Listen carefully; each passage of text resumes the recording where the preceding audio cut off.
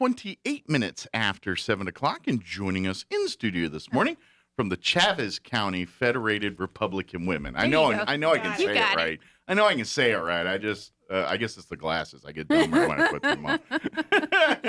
Christina, Arnold, and Margaret Kennard back with us. Good morning, ladies. Good morning. In unison. Love it. Yeah. How are you guys doing today?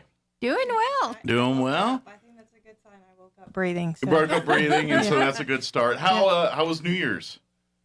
Relaxing. Relaxing. I really enjoyed it. It was quiet and relaxing. Yeah. Didn't do any wrangling, partying, or, whooping it up in the new year and none of that. Mom, you didn't get a babysitter and just say, we're going? No.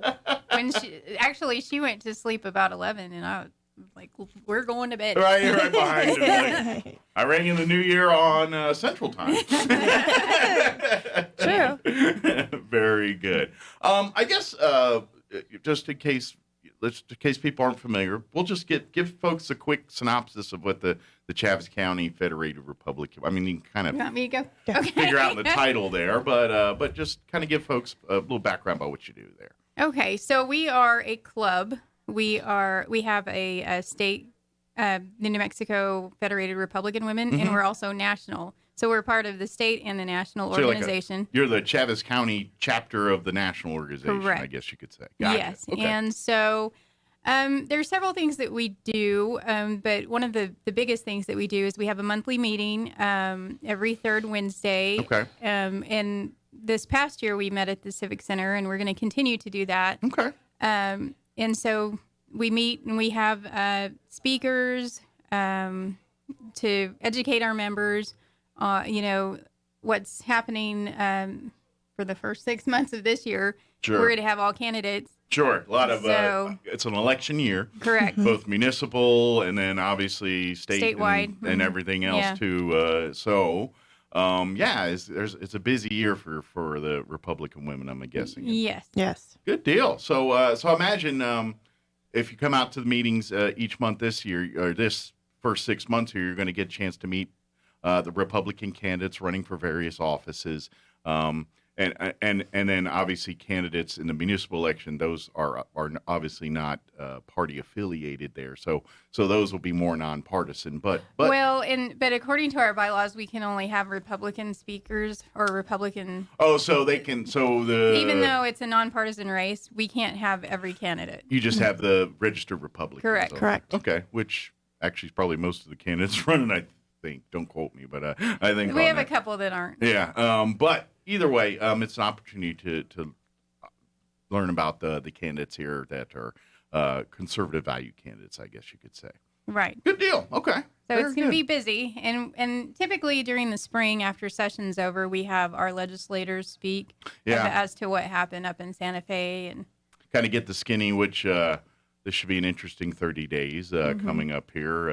Obviously, and 30 days are always, for folks that are new to the New Mexico, we have our legislative sessions every year, but every other year, 1 year's a 30-day, 1 year's a 60-day, and we're into a 30-day this year. Generally, it's a lot more fast and furious than a 30-day. Budget's like the big thing. Where the 60-day, they'll spend more time on other legislation. The 30-day, they will spend time with other legislation, but the big primary thing they focus on is budget. There's like, we're not leaving until the budget's done. Anything else we get done is kind of, on top of that. So where 60 days more, they drag it out. There's more, and they kind of goof around for a month, and then I'm just telling you.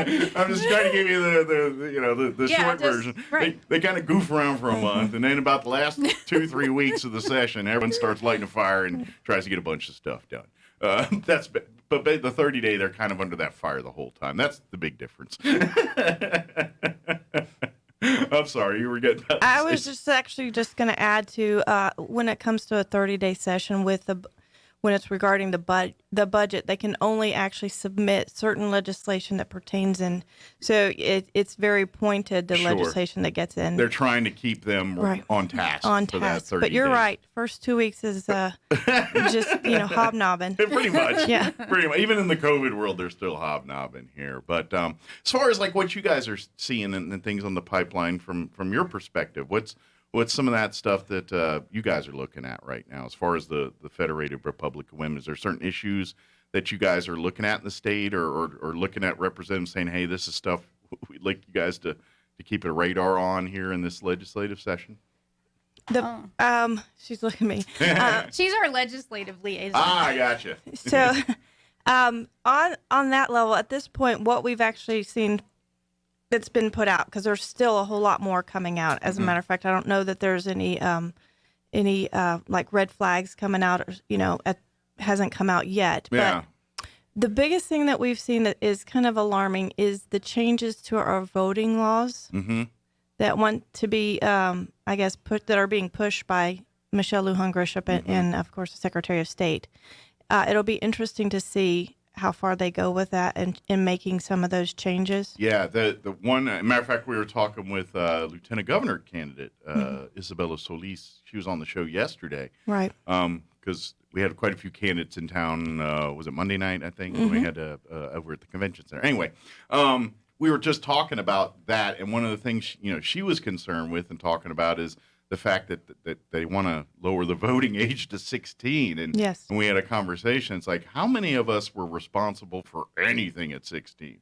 All I cared about is meeting women, getting enough money to get my piece of crap car going, and doing my grades enough to keep my parents off my back. That's all I cared about at age 16. I don't understand it. They don't even pay bills. They don't pay taxes. Yeah. They don't have any true. I personally don't want them making any decisions for me because they don't have the worldly experience yet. Sure. Now, obviously, there is political ideology behind this. Oh, If you think absolutely. about it, younger people tend to be more liberal in their thinking. They haven't learned the ways of the world necessarily yet, and they're like, sure, all the things that Democrats promise, the money Sounds trees good. and the free, Yes. free things for everybody and all. It sounds delightful. I'd love to have all that too, sure. But then you get, a little older and you realize that there's no money trees. There isn't the magic gnomes in the ground making these things or making these things available for us, and you got to figure out ways to pay for it. So now you're like, oh, maybe I got to reel this in on what we give away and what we don't. But that's the ideology. Is a younger person generally is going to be more liberal. Therefore, hey, we're starting the farm system to make more Democrats and more liberals here, Right. and that's now there's always exceptions to every rule, but that's the political behind this age thing. If you're looking and saying, what's wrong with letting younger people vote? Well, because it skews the political ideology. You're giving. There's enough science out there that can tell you a 16-year-old brain is not fully developed yet. Maybe that's not the people you want making decisions that impact so many people yet.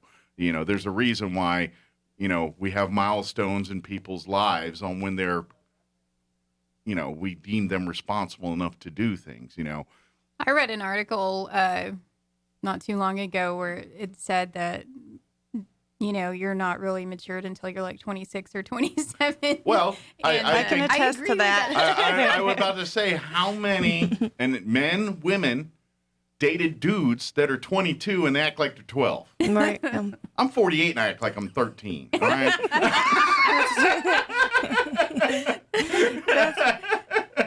That's all I'm saying. Yeah, I think I peaked at 32. So but I do want to go back to that. One of the things that really interests me about those new measures that are being, discussed is timing. The timing on when they're thrown out, and it's almost like there's a concern or there's a fear because of the type of measures that they are.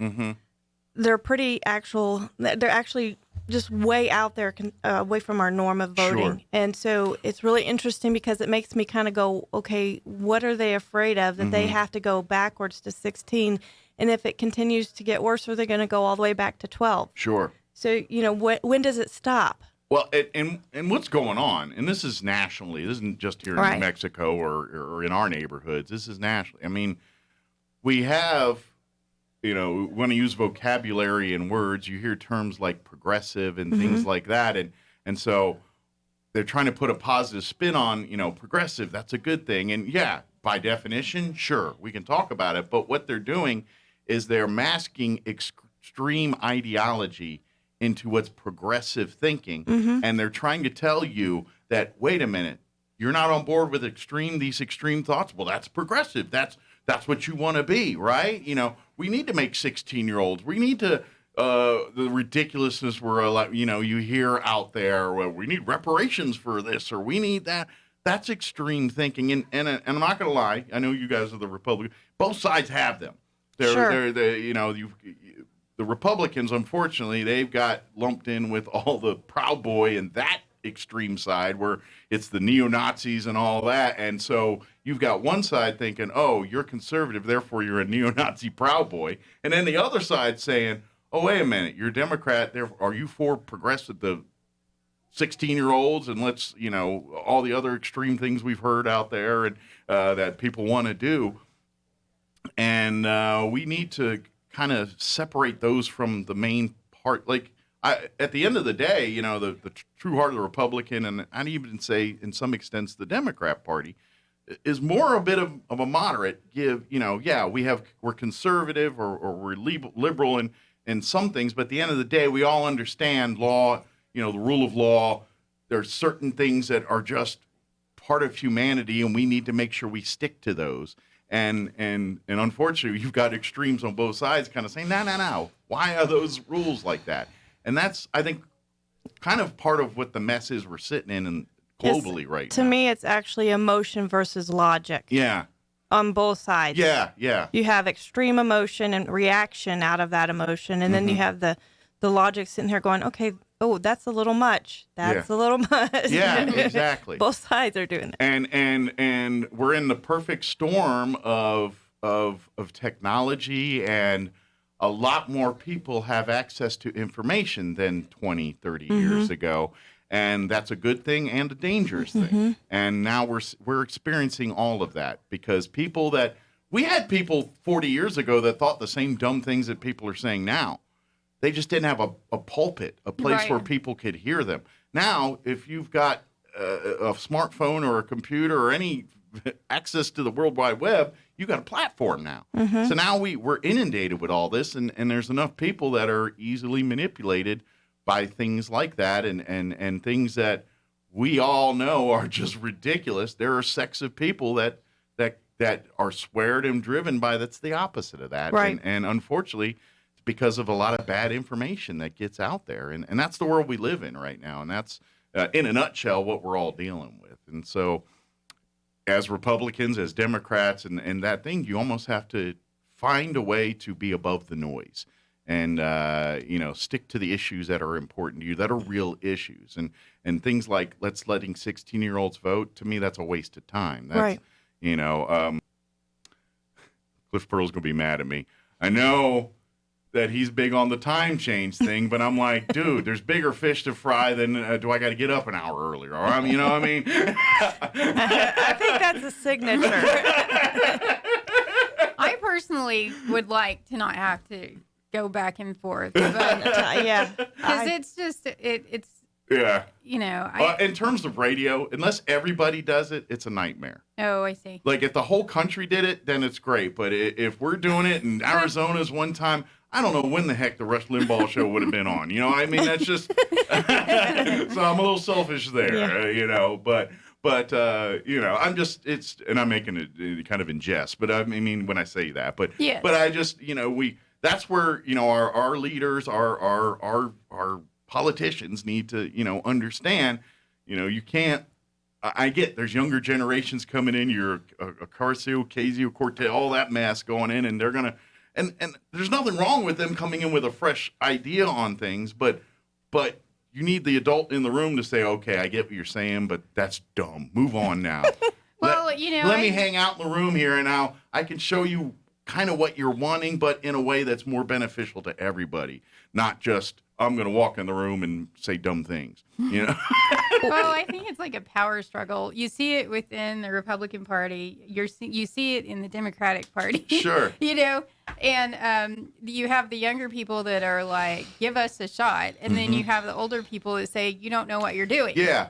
And we need to find a balance there. Right. Yes. Yeah, absolutely. You're right, because there are young people, great ideas and things, but you almost have to. You got to understand the way the world works, and that's the problem is people don't understand the way the world works. And I'm not saying there's a lot of things in the way the world works that should be changed, because there absolutely should. I've got lots of opinions that probably don't go with dying the wool one way or the other. I'm one of those people that thinks, why we do what we do with the census? You want to fix racism? Ask one question. Right. I mean, other than doctors, who needs to know what race you are? Or, I mean, other than your healthcare professionals, I don't see a need to know what race you are, or, how many people live in your house. That's all, as long as we're all citizens and we're all Americans. Exactly. And then we're good to go. I don't care, because let's face it, all the programs that come out of Congress and everything else, your NAACP, I mean, anything financial, they're using race to determine this stuff. When you tell everybody, that's why they look, there's a large percentage of African Americans live here. There's a large percentage of Hispanics live here. They're targeting you and doing all that. All the targeting. It's so funny, because I was going to post something on Facebook and I decided not to do it, but pandering everywhere. Yeah. And it's my opinion, if we want to fix this, there's where you start, right there, and you take away Mike Winters for president. The ability for Congress or serious. Anybody to have that information. Yes. Now it's really hard. The cat's out of the bag now, but over time that stuff's going to skew and change and things. But you want to do census? I How think many people it's live in your household? important, but I mean, you're right. It's too much. There's too much focused on that. Yeah. Instead of you can't legislate hate. I'm sorry. There is no government on the planet that's going to create rules and laws that's going to prevent hate from happening. No. All you got to do is take away the obstacles that help. Like, and I'm getting way philosophical. I didn't mean to. It just kind of happened. It's early. But I mean, if why is there a need for that? There isn't. There just isn't. I mean, the only people that really need to know where your origins are your healthcare people for medical reasons, because yes, that is true. That's science. Certain ethnicities and things are exposed to certain conditions that other ethnicities aren't. So there's a need there. But outside of that, I don't see a need. Who cares? If you're broke, all right, let's find a program to help you. I don't care if you're green, blue, or what. It doesn't matter. If you're American, then let's help you, or I don't think our ability to help others should be based on race or any other factor other than income. Right. To me, if we're going to have programs to help people, and let's anything that a private organization is doing to promote one race over another, government needs to get out of that. Sorry, we're not funding that anymore. Only people we're funding are people that are helping all people. That's it. I appreciate and I understand celebrating culture, and I understand, but when you're telling a kid that's growing up, and I don't care if he's white, blue, or whatever, they're going to say, oh, you need to apply for that minority scholarship because you're a minority. You're not as good as these people over here. Therefore, we need to give you advantages. That's in essence what a government's telling people when you do that. And I know it's a free, so we need to get rid of that ideology, and it takes time. So start with the census and let it start dying a death of its, In my line of work, every packet I do has demographic information, so they'll divide you by your makeup. And so we're in a society that does that. We need to stop. Right. If you want to fix racism, we got to stop doing that. The only category we care about is American, and anything else is in healthcare and health related stuff. That's just my opinion. I know not everybody agrees with that and all of it. I mean, we're going to keep. My opinion is, you're going to have racism as long as and if you stop legislating it, I think it will it'll die a slow death. because the generations will because it's not people that are racist now, they're going to be racist till they die. That's Well, just, I mean, it's just so silly at this point. I mean, because my husband's white. Like, I have to say that he's white. Yeah. I'm Hispanic, and our kids. Are you? I'm just And our kids they look white, Yeah. and so I mean, you just don't we don't even know. Yeah. Maybe people know 3 generations back, 4 generations back. But, Yeah. a small percentage really know yeah. where they're from Exactly. or what they really are. Sure. And you know what? For your own personal, yes, be proud of your heritage, your culture, and celebrate all of that. But in terms of the government, no, you're not in that game. That's not your job. That's you're here to provide a fair playing field for everybody, as much as a government can.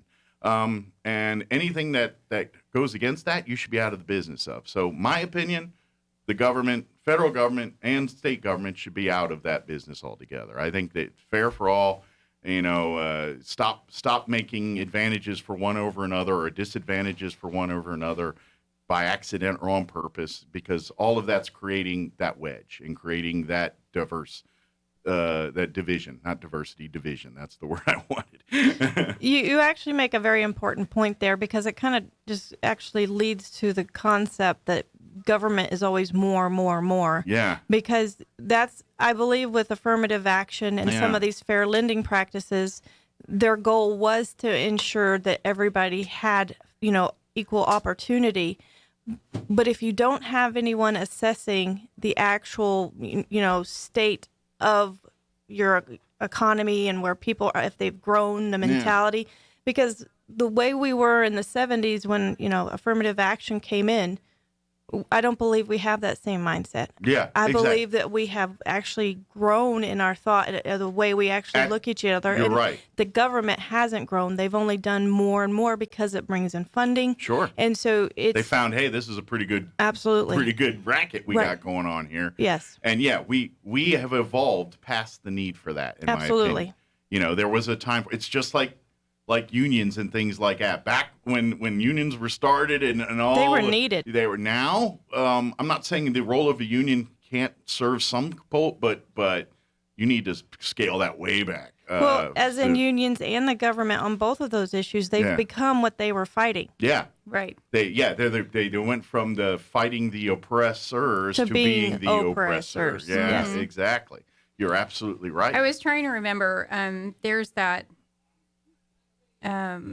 The soft bigotry of low expectations. What you were talking about, you're a minority, so you need help. I think there's a real mindset there with that's crazy. Yeah, and I think unintentionally that's what we're doing. I think by telling people, oh, you should, because I'm trying to say this a little blunt, but if a black kid or a white kid comes out and they're playing and they're kids, and this is and I'm gonna get, and we're running short on time, but when I grew up in Maryland, in D.C. It was I was a minority, and when in the neighborhoods I first grew up in, I was the minority, but I didn't know any better. I had friends that were black. I didn't know. We were just friends. Later, as I get told, it's like, oh, you hung out with all these black kids and all. I was like, yeah, they're my friends. I didn't know until someone told me later, and that's all I'm saying is let's stop telling people. Yeah, let's stop. It'll go away on its own if we stop creating it ourselves, or stop making it an issue. Exactly. Because if you don't mind, it don't matter. That's what I'm saying. And I think we'll get our goal of ending racism that way versus let's stand up and start fights and do all that's going on right now. And I think that's one of the things that Christina and I are battling. We're trying to, there's also this age, this age discrimination. Yeah. Like what we were talking about. We're kind of like the youngest people in the Republican women. Got you. Okay, so they kind of look at you guys.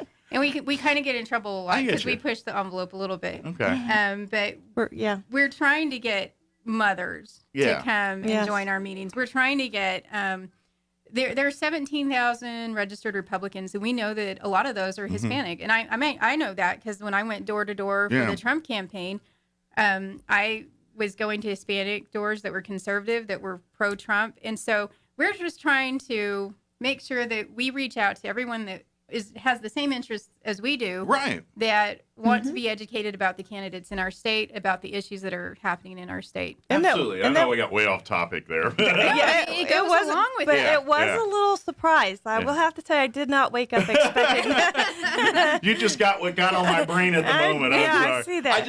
It's just one of these things that I've always had trouble because, you know, I'll be honest, I'm kind of libertarian in my, you know, I'm one of those people. It's like, look, I know you defend your side, but both sides have done a lot of bad, and, Right. and you got to recognize that, you know, and to learn from it and do it, we got to recognize that. And so I've always been that.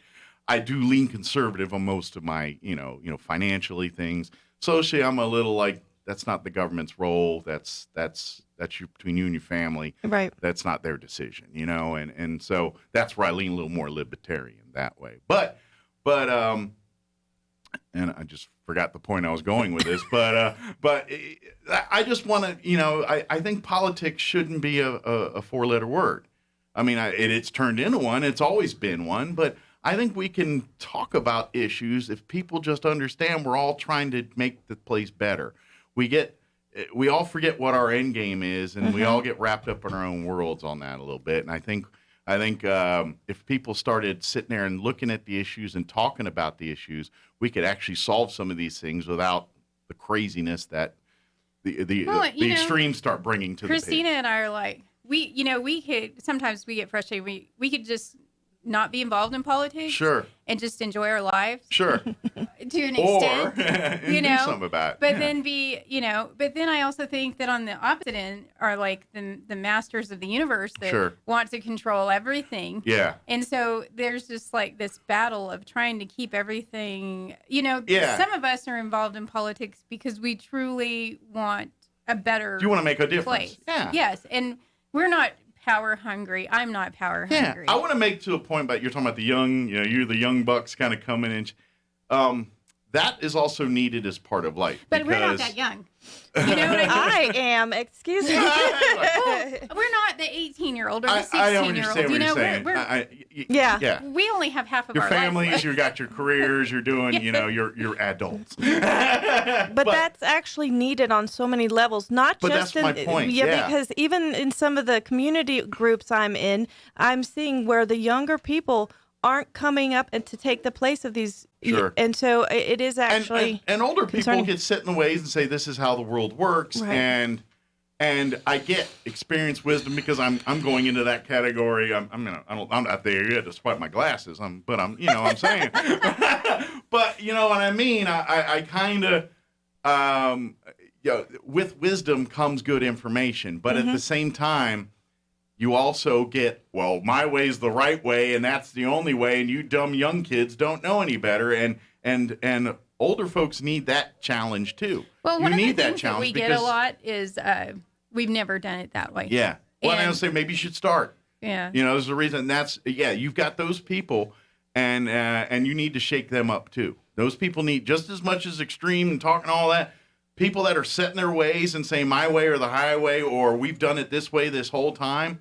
Well, maybe there's a better way, and that's so. You need that balance. You also have keep to doing tell your people thing because it's needed. you actually have to tell them what wasn't done. It's like Yeah. there's an assumption that's known. But Yeah. I do want to actually move us to our upcoming Yeah, luncheon. we're running out of time, so let's do the We part got we're a actually. little- Let's do the part you're reason you're Right. here. So we have a monthly luncheon, Yeah. and it's like she said, every third Wednesday of the month. Okay. On January 19th Yes. at 11:30. So is that next week? Yes. Yes. Yes. The convention center. Very good. And the actually doors open at 11:30. You can Okay. kind of come in and meet with people.